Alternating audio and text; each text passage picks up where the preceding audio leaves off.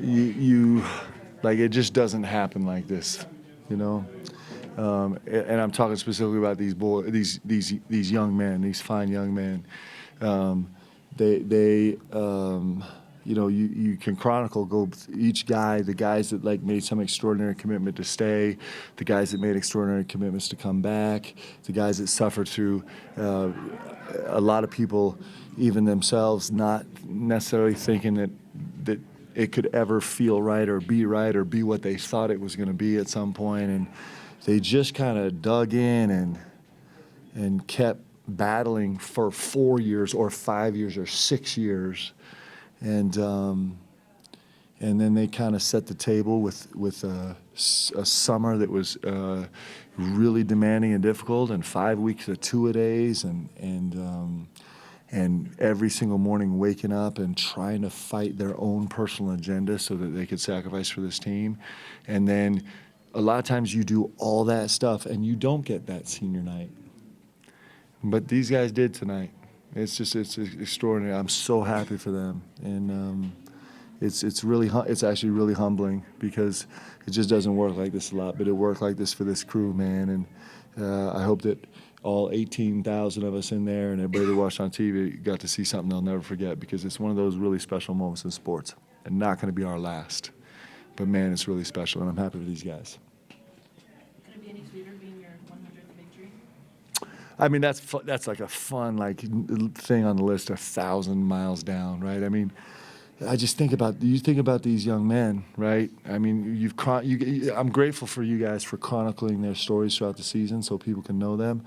But you know, we get to sit in the office when things are going bad, when the room is full of doubt, when guys are really conflicted and torn up and wondering if they've made the right decision, and when it's dark, when it's hard, right? And then these guys fought through that every day, and then they're on a trajectory. They've already accomplished so much that'll mean something to them for the rest of their lives, and I think we still have a ton left in the tank. And so I think that's what this is about, right? This is about these extraordinary young men and them coming together for each other, and the fact that me and all of you and everybody in there just gets to witness it. It's pretty awesome. What was the scene like in the locker room? It was very quiet and reserved, and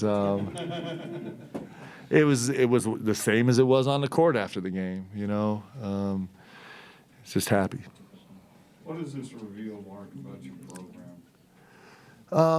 I don't know. You know, program's probably too big for me to talk about. Like, you know, we kind of live in every moment, and so my whole life right now is in these guys right now. So I don't know about program trajectory. I just know that, like, you know, you could be in this business for 50 years and not get that night, with all the lead up that was into it, with the whole year's lead up and the 4 years lead up. You could do that and never get this night. And these guys got it. And so I don't know about any broader picture things, but that just makes me happy. I mean, the only thing it means for our program is we got to get up tomorrow and we got to work our rear ends off. I mean, that's the nature of the program, but this is a special moment. I hope they breathe in a little bit tonight. Coach, before the season, you had the rock practice storming the court. You're able to do that for real tonight. Talk about kind of the emotion behind the game and what it was like to end the home schedule on the night like tonight. Well, it's a storybook, right? I mean, there's a lot of storybook stuff so far this season. Like, it's, you know, I mean, I shouldn't tell you these guys, but sometimes you try and speak things into existence, and most of the time it doesn't work, and every once in a while it does, and those moments are great. And this rock is amazing. Come on. I mean, is it happening anywhere else in America? Did that happen anywhere else in America this weekend where kids slept out for 2 nights in 30-degree weather, you know, to come to a game? Like, it's pretty extraordinary. So I don't have any idea if I answered your question. I'm sorry. Coach, you do have 5 players with more than 3 fouls in the game. Yeah. and you kept rotating. Was that your plan in order to Yeah. keep numbers really? Well, I was concerned about a bunch of stuff. I was concerned about fouls, and going into the game, I was really concerned about fatigue, just the emotional fatigue of the deal. And TJ and Jake just didn't care, right? I mean, how beautiful! Like, what a beautiful storyline for Jake. He's bleeding 30 seconds into the game, and the whole rest of the game, he just has this big gash on his cheek, just like I'm the toughest dude in the world, right? So fun, and. But our bigs did a great job. I'll tell you what. I mean, there's so many guys. This Kobe Lee was so extraordinary on defense in the first half, like extraordinary. Like I'm giving him an A++ for his effort as a first year really in the rotation player, going against probably the best front line in America, and he was unbelievable. His feet were so active. And Gavin Baxter. I mean, you guys don't want to hear me tell those stories, but. Gavin Baxter, I fought with him for 4 months and 2 weeks trying to talk him out of coming back. And he's like, no, I am coming back to help this team. And if Gavin Baxter doesn't come back, we don't get that night. We don't get this night. We just can't do it. We just didn't have the bodies.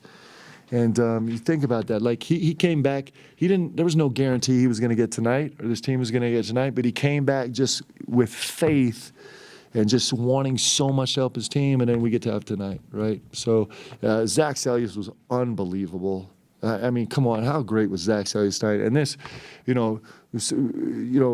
I mean, I was the worst NBA player ever in the history of the NBA, so I probably don't have a lot of street cred talking about this, but how is Yoli Childs not going to be a pro? Are you kidding me? That's the best front line in America right now. And this kid just put on a show, 28, 10, 3 assists, 1 turnover, 2 steals, a block, 12 for 19 from the field in an unbelievable environment. So we could talk about every single guy on the roster.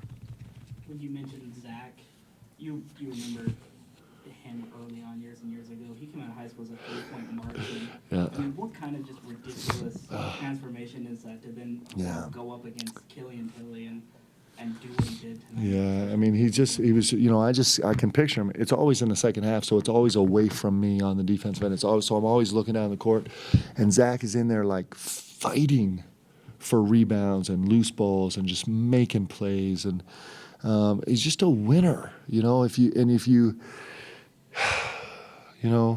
he's being rewarded for it, right? I think that's one of the interesting things about trying to coach today is how do you help young players see Zach Sellius and see that that's winning basketball? That's a real challenge, and I'm grateful for all the young guys on this team that they get to watch him and they get to watch Dalton Nixon, because that's winning basketball. You want a gym like that on your senior night?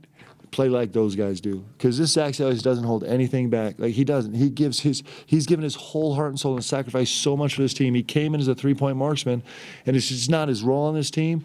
I mean, he's still banging shots for us, but he's just decided, I'll do whatever it takes. And it's I love him, man, so much. What went into the process of Dalton Nixon getting in the game? Yeah, I mean, I don't know. Dalton. I mean, I'm torn. Like, I don't want to be, Coach Few is the best coach in this business, and Gonzaga is probably the best program in America right now, and I have so much respect. So you always get nervous about, like, messing with things at the end of a game, but Dalt has just been the heart and soul for us, and I don't know. I just want him. I want him to be able to walk on the floor and have people be able to show their appreciation for just a second. Dalt was not happy because he's worked really hard on his offensive efficiency, his poise per possession, and I made him take the turnover. So he was not happy with me about that, but he was happy about getting on the floor. And we got to get him back, man. We got to get him back. So hopefully it'll be soon. One thing that stood out about your team's effort tonight is Gonzaga committed 14 turnovers. You guys were able to score 18.7. Yeah. What does that say about just kind of the toughness that you showed on defense? Yeah, I mean, our guys were fighting. One of the things that we're 12 minutes into the game, and Yoli Childs is breathing incredibly heavy and in a deep sweat, and he was playing so hard. And our guys were unanimously up and down.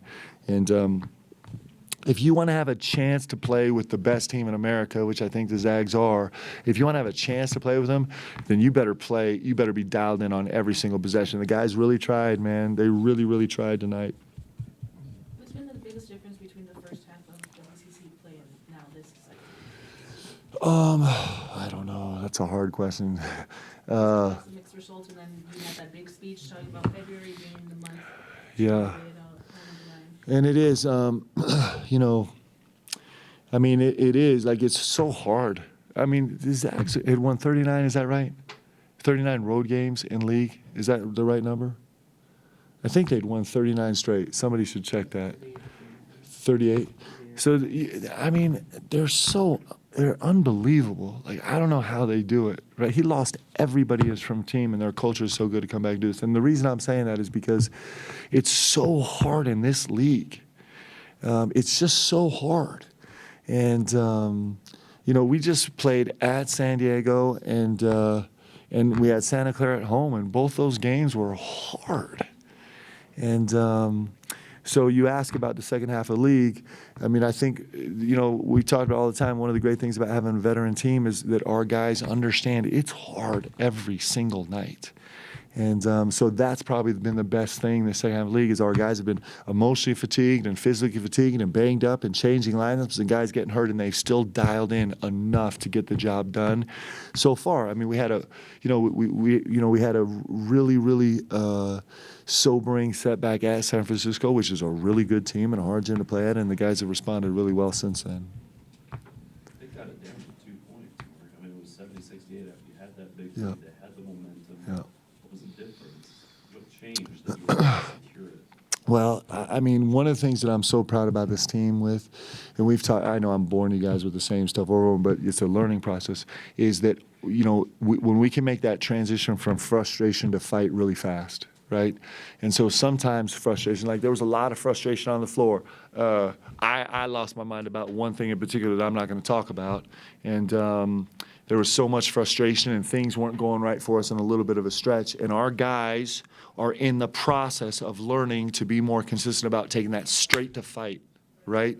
Because the longer you mess around in frustration, you know, that's when things get out of hand. And we've lived in frustration at times in this season, and we talk about it all the time, and I thought they were extraordinary. Now, you know, come on.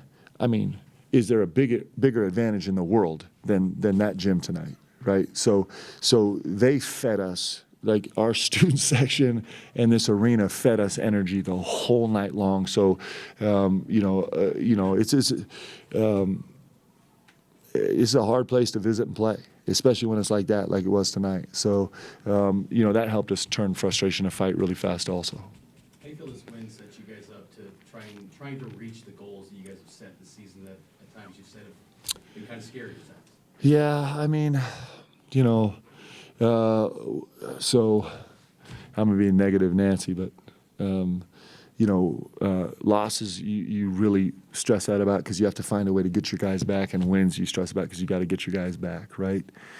So, and this night, I mean, can you get more emotional than this night? Like if I was a better coach, like right after the game, I always told my guys to just relax, right? And then, you know, because I'm not a great coach, I'm out there yelling like a freaking, you know, clown, right? But you know, it's hard not to, you know, you don't want to miss that moment either. But we have to recapture our guys and recapture their focus and help them remember that if we're going to play, you know, St. Catherine the Blind on next Friday, it's going to be so hard. It's going to be so hard, and that's what these guys have been so great about adopting all season, and hopefully we can continue to do it. Hey, Mark, just because I asked you guys this at the end there, what is one word that you would use? I mean, you know why that makes me so happy? Because it means we have room to grow, right? I mean, you might think that we got it all covered, but then I got one guy saying fight and two guys saying toughness. Let me think of the word, because there's a word floating around in my head. I don't, like, you guys know. So I don't want to sound overly dramatic, but this deal tonight, like not just tonight, but everything that's led these guys to get here tonight is it's just everything that's good about sport. And you don't get it. You're always chasing it, and it's elusive, and then once in a while you get it, and it's really special. So you can choose one word out of that rambling sentence somewhere in there, but that's how I feel. Hey, You guys have been awesome. Thank you guys for being with us the whole way. I wish we had some more home games. But see you next year, okay? Thanks, guys.